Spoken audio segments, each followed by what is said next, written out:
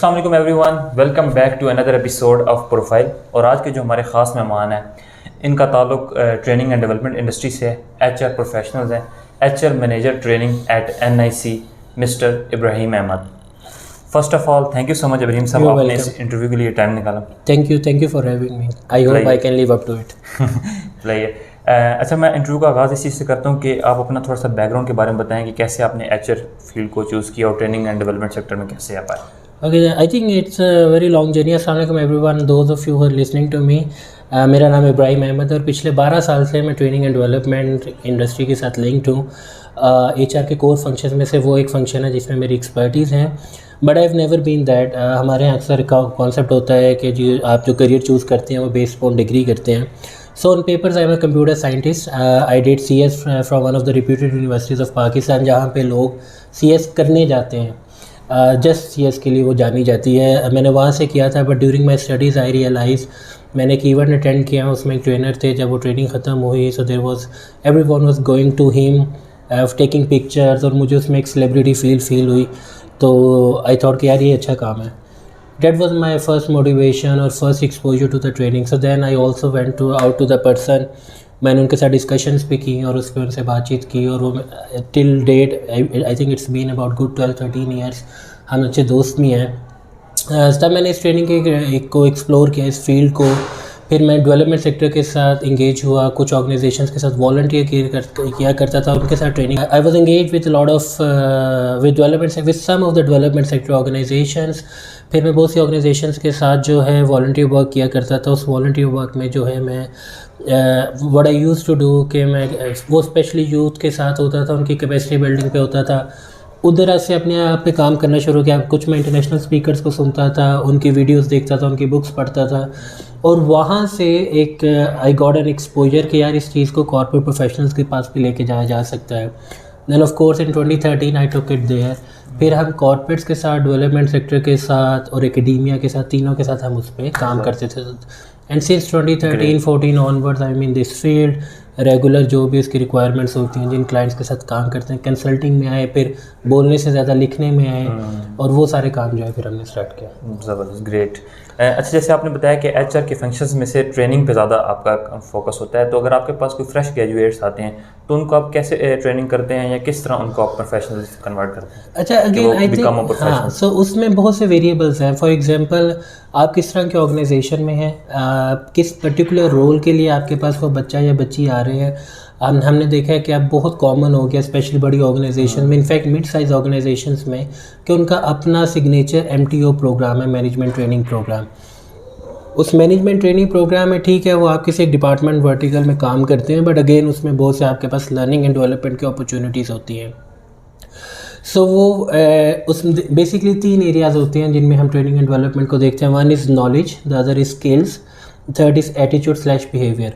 जो नॉलेज है वो आपका बेसिकली जो भी आपका प्रोडक्ट नॉलेज, ऑर्गेनाइजेशन का नॉलेज है, आपका डोमेन स्पेसिफिक है। स्किल्स 2 तरह के हैं, टेक्निकल भी हो सकता है और वो सॉफ्ट स्किल्स भी हो सकते हैं।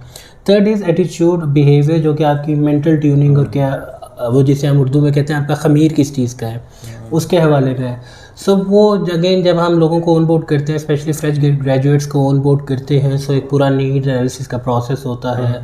फिर ऑफ कोर्स वो जिन डिपार्टमेंट्स में काम कर रहे हैं तो उनके टीम लीड, सुपरवाइज़र्स या जो मैनेजर्स हैं वो कुछ फीडबैक देते हैं। तो वो जो गैप्स आइडेंटिफाई करते हैं, फिर उनके अराउंड हम प्रोग्राम्स क्यूरेट करते हैं। वो टेक्निकल ट्रेनिंग्स हो सकती हैं, सॉफ्ट स्किल्स ट्रेनिंग हो सकती हैं, वो सेल्फ हेल्प मोटिवेशनल ट्रेनिंग्स हो सकती हैं, बिहेवियर पे हो सकती है, एटीट्यूड पे हो सकती है, एंड नॉलेज स्पेसिफिक भी हो सकती है। सो ये फिर उसकी बेस पे वो डिज़ाइन होता है। बिल्कुल, ग्रेट। इब्राहिम साहब, अगर मैं आपसे पूछूं कि इंडिविजुअल्स या एम्प्लॉइज़ को कौन कौन से ऐसे फैक्टर हैं जो डीमोटिवेट करते हैं, और आप कैसे उनको मोटिवेशन की तरफ लाते हैं ताकि उनकी परफॉर्मेंस बेटर हो? अच्छा, ये बड़ा एक ट्रिकी सवाल है और इसमें आई थिंक काफ़ी स्कूल ऑफ थॉट्स हैं। डिमोटिवेशन के बहुत से फैक्टर्स हो सकते हैं, बट आप जब मोटिवेशन की बात करते हैं तो I am a very firm believer. हमारी साइकोलॉजी एक ज़माने में स्कूल ऑफ थॉट बताता था there is intrinsic motivation and then there is extrinsic motivation. मुझे ये लगता है कि इंट्रिंसिक मोटिवेशन जो अंदर से आती है वो ज़्यादा पावरफुल होती है, ज़्यादा सस्टेन करती है as compare to external motivation. But ऐसा बिल्कुल नहीं है कि एक्सटर्नल मोटिवेशन रोल प्ले नहीं करती।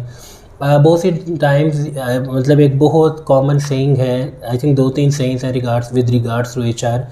Culture eats strategy for the breakfast. So it doesn't matter कि आप कितनी अच्छी स्ट्रेटजी आपके अदारे की है, विज़न कितना अच्छा है, कितने लोगों ने बैठ के वो कागज़ तैयार किया है, लेकिन अगर कल्चर उस तरह का नहीं है तो वो कभी भी इम्प्लीमेंट नहीं होगी। और कल्चर किससे बनता है? आपसे, मेरे से, लोगों से। सो डीमोटिवेशन का फैक्टर कभी कभी कल्चर भी बनता है। और एक बहुत अनदर सेइंग जो कहती है कि people never leave organisations, they leave their bosses. So sometimes वो बॉसेस ऐसे होते हैं, वो इन्वायरमेंट ऐसा होता है या कुछ मामला ऐसे चल रहे होते हैं जिसमें जो है आपको वो चीज़ आप उसमें कंफर्टेबल नहीं होते। आप जब सुबह उठते हैं तो यू डोंट फील इंस्पायर्ड और एनर्जाइज कि आज सुबह स्कूल जाना जैसे बचपन में होता था, तो आपको आज दफ्तर जाना है, आज ये काम करने हैं, ये डिलीवरेबल्स है, ये प्रेजेंटेशन है, ये मीटिंग है। सो वो आपका स्पार्क ख़त्म हो जाता है। Can be variable reasons. इसी तरह से बाज़ लोगों के पर्सनल चैलेंजेस होते हैं, लेकिन उन चैलेंजेस को अगेन वो आपके काम पे इफेक्ट कर रहे होते हैं, काम के चैलेंजेस होते हैं वो आपकी पर्सनल लाइफ पे इफेक्ट कर रहे होते हैं।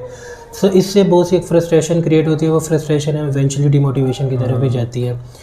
अब इसके मल्टीपल तरीके हैं मोटिवेट करने के लिए। फॉर एग्जांपल, अगर एक बंदा अच्छा काम कर रहा है और इसको अगर आप उस एम्प्लॉय की इंगेजमेंट बढ़ाना चाहते हैं, उसकी मोटिवेशन और इंगेजमेंट को आप रिटेन या इंक्रीज़ करना चाहते हैं, तो आप उसमें मॉनेटरी कंपनसेशन ऐड कर देते हैं, आप उनको टाइटल प्रमोशन दे देते हैं, टाइटल्स उनके चेंज हो जाते हैं, आप उनके नीचे टीम ले आते हैं, आप उनको ज़्यादा कंट्रोल वाला रोल दे देते हैं, उसमें उनके अगेन लीडरशिप स्किल्स डेवलप होते हैं, प्रोजेक्ट के मैनेजमेंट के स्किल्स डेवलप होते हैं, उनको एक स्ट्रेटेजिक लेंस देना शुरू कर देते हैं, वो बड़ी मीटिंग्स में बैठते हैं। So it's not always about money कि मेरा पे चेक बढ़ा, but it also how you make your employee और your team member feel when they walk into the office.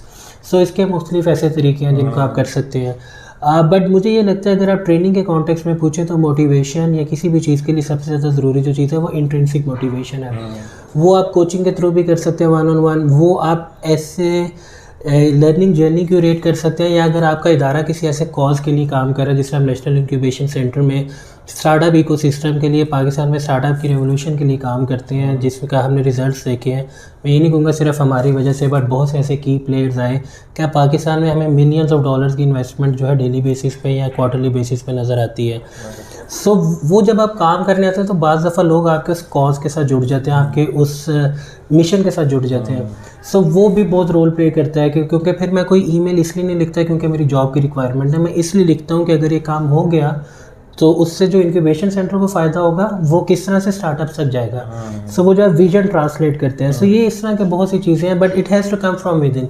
हर बंदे की अपनी रीजंस होती हैं why they do what they do, and by why I don't mean the reasons, in fact the purpose.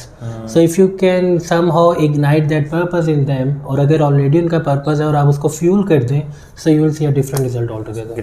Great. एक और चीज़ मैं आपसे पूछता हूँ कि आपका जैसे ताल्लुक HR से है और ट्रेनिंग एंड डेवलपमेंट से है, तो आपने ख़ुद को भी अप टू डेट रखना होता है, मतलब कि अपने खुद के ऊपर काम करना होता है। तो आप वो कौन सी प्रैक्टिसेस हैं जो अपनी पर्सनल डेवलपमेंट भी करते हैं on daily basis? I think to be honest, I be very honest here, शायद डेली बेसिस पे नहीं करता, बट आई मेक श्योर कि लॉन्ग एब्सेंस ना हो।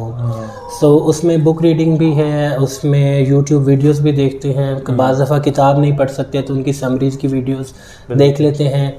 कुछ ऐसे अच्छे ऑथर्स हैं, कुछ कॉर्पोरेट प्रोफेशनल्स हैं, CXS लेवल्स के लोग हैं, कुछ इनोवेटर्स हैं जिनके ब्लॉग्स हैं, लिंक्डइन आर्टिकल्स हैं। सब वो चीज़ करते हैं, but again I would be very honest, ऐसा नहीं है कि वो मुझे पता है कि मैंने रोज़ आधा घंटा या 1 घंटा ही काम करना है। सो वो चंक्स में होता है, but this is how I usually do it. And then फिर ऐसे उस्ताद, ऐसे दोस्त, मेरे हर चीज़ के डिफरेंट उस्ताद हैं। मेरी ज़िंदगी के उस्ताद कुछ और हैं, मेरे काम के उस्ताद कुछ और हैं, मेरे ट्रेनिंग के साथ कुछ हो रहा है और प्रोफेशनल सेटअप के साथ कुछ हो रहा है। हर एक से डिफरेंट चीज़ें सीखने को मिलती हैं। कोशिश करता हूँ कि 6 महीने में, 3 महीने में एक दफ़ा किसी एक के साथ 1 घंटा ज़रूर बैठूँ ताकि वो चीज़ें भी उनसे सीख सकूँ। बिल्कुल। इब्राहिम साहब, जैसे आपका ताल्लुक NIC से, नेशनल इंक्यूबेशन सेंटर से है, और आप इसमें मैं अगर आपसे पूछूं कि जो एंटरप्रेन्योर्स की ट्रेनिंग होती है, एंटरप्रेन्योर को डेवलप करना कैसे डिफरेंट है कि एक ऑर्गेनाइजेशन में जो एम्प्लॉय जॉब कर रहा है उसकी ट्रेनिंग से? देखें, सबसे जब आप एंटरप्रेन्योरशिप एम्प्लॉय की जो ट्रेनिंग होती है ना, फॉर एग्जांपल अगर आप किसी सेटअप में काम कर रहे हैं, अगेन TNA स्टैंडर्ड प्रोसेस है, ट्रेनिंग नीड्स एनालिसिस करते हैं, आपको प्रॉब्लम्स आइडेंटिफाई होती हैं, उन प्रॉब्लम्स को किस तरह से शूट डाउन करना है या इम्प्रूव करना है, आप जर्नी बनाते हैं, you do the programme. Corporates में सबसे बड़ा चैलेंज ये होता है कि वो जिस सेटअप में काम कर रहे हैं, फॉर एग्जांपल अगर आप ब्यूरोक्रेटिक सेटअप में काम कर रहे हैं, पब्लिक सेक्टर में काम कर रहे हैं, किसी नॉन इनोवेटिव अदारे में काम कर रहे हैं जहाँ पे सिर्फ स्टेटस को चलता है, तो वहाँ पे उनके अंदर सिर्फ सेल्फ बिलीफ, करेज इंजेक्ट करना ही बहुत बड़ा चैलेंज होता है। बिकॉज जब तक आप बिलीव नहीं करोगे तब तक आप इनिशिएटिव नहीं लोगे, रिगार्डलेस कि मैं जो मर्ज़ी बताऊँ कि आप तो ये भी कर देंगे, आप तो वो भी कर देंगे। सो वो सबसे बड़ा चैलेंज होता है। लेकिन on the other hand entrepreneur जो है वो ये जंग आदि लड़के आ चुका होता है। उसने जो है अपने घर वालों से भी पाकिस्तानी सेक्टर में अक्सर लड़ाई ली होती है, क्योंकि जब आपके बैचमेट्स जो हैं वो जॉब्स पे जा रहे हैं और कुछ इनकम कमा रहे हैं और आप कहते हैं नहीं जी मैं स्टार्टअप करूँगा, आप घर वालों से भी बातें सुनते हैं, दोस्तों यारों से भी बातें सुनते हैं, आप सोशल इवनिंग्स पे नहीं जाते, आपका सोशल सर्कल श्रिंक हो जाता है, क्योंकि आप जो काम आपने दोस्तों के साथ बाहर लगाना है उसकी जगह आप कोई प्रपोजल लिख रहे होंगे, अपनी प्रोडक्ट पे काम कर रहे होंगे। सो मेंटली जो है मुझे लगता है कि एंटरप्रेन्योर जो है वो मेंटली ज़्यादा प्रिपेयर्ड होता है, विलिंग होता है, लर्नड होता है। So it helps you. तो वो आपको जो जर्नी है वो ज़ीरो से स्क्रैच से स्टार्ट नहीं करनी पड़ती, you actually start directly let's say 0.4 से या 5 से आपको स्टार्ट करनी होती है। और फिर जो वर्टिकल की रिक्वायरमेंट होती है, आपने उनको बिजनेस एक्यूमेंट देना है, आपने उनको मेंटल मैच्योरिटी पे बात करनी है जिसे हम फाउंडर्स मैच्योरिटी भी कहते हैं, सो एंड सो फोर्थ, वो चीज़ें आप उस पर करते हैं।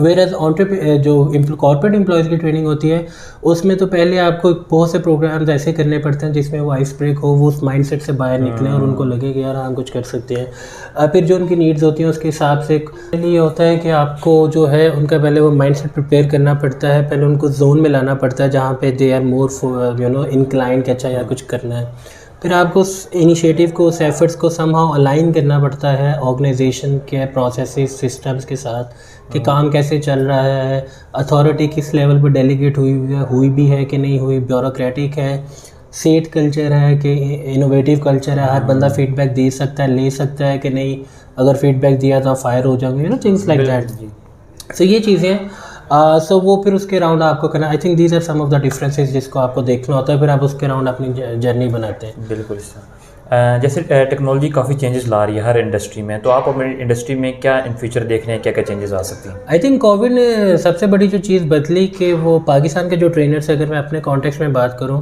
उनको डायरेक्टली ला के मार्केट्स में, इंटरनेशनल मार्केट में उसने खड़ा कर दिया है। जब हम ऑनलाइन प्रोग्राम्स पे गए, वर्चुअल प्रोग्राम्स पे गए, अब लोगों को इब्राहिम चाहिए, ज़िशान चाहिए, या लोगों को मार्क चाहिए, मैथ्यू चाहिए फॉर एग्जांपल, राइट। फिर कोविड था, पूरी दुनिया में इन्फ्लेशन थी, तो चार्जेस जो है लोगों ने हर जगह कम कर दिए। आपकी ट्रैवल, बोर्डिंग, लॉजिंग नहीं थी, तो आपने इस तरह, जिस तरह हम अभी इंटरव्यू कर रहे हैं तो आपने ऐसी बात करनी थी। सो एक तो सेंस ऑफ कंपटीशन बढ़ा। एंड मुझे ये लगता है, शायद मैं गलत हूँ, शायद कुछ लोग मेरे से इख्तलाफ करें, बट मुझे ये लगता है कि James will always win over Zeeshan in Pakistan. अगर मेरे पास वाइट स्किन है और कोई बंदा जेम्स है तो बहुत से अदारे उसको बुलाएंगे। हो सकता है शायद अपने मुल्क में वो इतना अच्छा ना हो, उसको कोई पूछता ना हो, लेकिन पाकिस्तान में वाइट स्किन, गोरा एक्सेंट, इट ऑलवेज वर्क्स। आपके लिए, मेरे लिए चैलेंज होगा। लेकिन उसका दूसरा फ्लिप साइड ये था कि जो ट्रेनिंग है it's all about human interaction, in person interaction, right. Online में आप वो नहीं कर सकते। So nothing can replace this human touch. अगर मैं आपके साथ, साइमन सिनिंग बहुत अच्छी बात करता है, अगर मैं आपके साथ कोई काम करता हूँ, कोई डील करता हूँ और आप कहते हैं okay Ibrahim, I am so excited to work with you, and I am like okay I can't shake hand but yes I am also excited to work with you, तो आपके इनिशियली साथ ही गार्ड्स खड़े हो जाएंगे कि यार ऐसा कह रहे हो, like okay Ibrahim I am excited, let's shake hand, I am like no no I can't shake hands but yes I am excited. So you will be like, so this means this handshake, this hug, this eye contact, it has some authenticity attached to it. कि बंदा genuine है, really means what he or she is saying. Online में ऐसा नहीं है, cameras of है, कोई bed पे लेट के अटेंड कर रहा है, कोई हो सकता है तैयार शहर होकर कंप्यूटर के आके बैठ के कर रहा है, घर पे बेल होगी, सारी चीज़ें होगी। So I think hybrid is the way forward. मतलब अगर आप मेरे से पूछिए, an ideal program would be कि अगर जो भी आपके लर्निंग जर्नी ऑब्जेक्टिव्स हैं उस प्रोग्राम के, you do a 20% programme before you come into the training online, जिसमें कॉमन असेसमेंट हो सकती है, रीडिंग मटेरियल हो सकता है, कुछ टूल्स, कुछ फ्रेमवर्क्स हो सकते हैं। Then you come at a physical location and you do let's say 60% there, ठीक है, और 50% there, whatever you think is right, depending on the programme. आपने 60% वहाँ पे किया, then you go back and then you do remaining 20 और 30%। सब उससे क्या हुआ कि एक तो आपकी जो इंगेजमेंट है वो सिर्फ सुबह 9 से 5 नहीं है, वो एटलीस्ट 15 से 20 दिनों में फैल गई। फिर जब आप ऑनलाइन चीज़ करते हो तो आपका डेटा आपको सब कुछ बताता है कि किसने कितने % प्रोग्राम कंप्लीट किया, कौन कहाँ तक था। एंड देखो जब हम इन पर्सन ट्रेनिंग कराते हैं तो only data we have is feedback forms, right, जो कि जिसमें गलतियाँ हो सकती हैं जी। But with those assignments, quizzes and everything else, what it gives you an impression कि यू कैन सी कि यार किस तरह के लोग किस तरह का प्रोग्राम कर रहे हैं, कितनी देर में कंप्लीट कर रहे हैं। And imagine if you just contribute 5, 10 और 15% what ever you think is the right percentage to the overall appraisal and performance management of the employee, right? And then no one can deny it. क्योंकि आप मैं for example आप training में गए और आप वापस आते हो और आप कहते हैं जी बहुत फजूल ट्रेनर था, कुछ ये था वो था, कुछ नहीं सीखा। But when you have these programmes you can have data about it कि भाई तुमने ना कुछ कंप्लीट किया, तुमने ये नहीं किया, तुमने वो नहीं किया। So these kind of things then मुझे लगता है is the way forward. Simulations की बहुत ज़्यादा ज़रूरत है, गेम्स की बहुत ज़्यादा ज़रूरत है, बहुत virtual, in person, leadership wilderness camps बहुत ज़्यादा कराने की ज़रूरत है। I think there is whole lot of thing. मैंने जब 2009 में स्टार्ट किया था तो मैं अक्सर लोगों को मजाक से कहता होता था और लिटरली मुझे फील होता था कि ट्रेनिंग की दुनिया को जिस मसीहा का इंतज़ार था वो आ गया। अब तो पाकिस्तान में ट्रेनर की ज़रूरत ही नहीं है। आज 2022 में 12-13 साल बाद अब आप मेरे से पूछो कि तो मैं आपको 1000 ऐसी चीज़ें बता सकता हूँ जो मुझे भी नहीं आती, सीखने की ज़रूरत है, की जा सकती है। So I think it's a very broad scope, let's see how it goes. बिल्कुल ग्रेट। इब्राहिम साहब, आपका जितना भी एक्सपीरियंस है और उसके मुताबिक मैं पूछूं कि प्रोफेशनल्स आज जिस तरह टफ सिचुएशन से गुजरे हैं, फाइनेंशियली अगर हम ले लेते हैं, तो आप प्रोफेशनल्स को क्या टिप देंगे? So all this I be very honest Ishan, because मुझे लगता है कि we need to walk the talk. और मैं financially I am the last person you should be seeking financial advice from. अगर हम थ्योरेटिकली बात करें तो मुझे बहुत सी चीज़ों का पता है, but to be honest with you I think I am the last person you should seek financial advice from. I'm not that good in managing my own finances for a lot of reasons. But आजकल हम जिस time से गुजर रहे हैं with the inflation going up, dollar price going high and all those other stuff, मुझे ये personally feel होता है कि it's time for you to save and need to have liquid cash regardless of the assets you have. अगर आपके पास घर है, लैंड है, गाड़ियाँ हैं and all the assets that you have, Allah ना करे, but if it goes worse you won't get a buyer to sell it or liquidate it. And if you have to do it, then you probably have to do it at a very cheaper price. So I think you need to have some cash, some liquid cash available at your hand for any emergency situations. You need to save. One of my mentors, Jim Rohn, used to say that the poor first spend and then save. The rich first saves and then spend. I think it has all the philosophy. We need to and never spend more than 70% of what you earn. The remaining 30% you can divide into 3 chunks, 10% each. 10 goes to charity, 10 goes to savings, and 10% goes to investment. So this is a simple financial plan. I don't follow it, but I've heard it. I like it. I've heard a lot of people have done it and have got results. So I'm giving a disclaimer. And these are just the numbers 70, 10, 10, 10. I don't know what is the financial situation of everyone. You can start with 97, 1, 1, 1, right?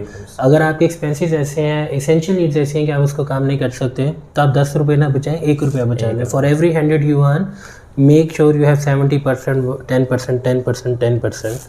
That's how you can divide it. Great, ज़बरदस्त। Thank you again कि आपने इस interview के लिए time लगा। बहुत कुछ मुझे सीखने को मिला और उम्मीद करता हूँ कि व्यूवर्स में से जो प्रोफेशनल्स हैं बहुत कुछ इससे सीखेंगे। तो इंशाल्लाह मिलते हैं नेक्स्ट एपिसोड में, तब तक के लिए अल्लाह हाफ़िज़।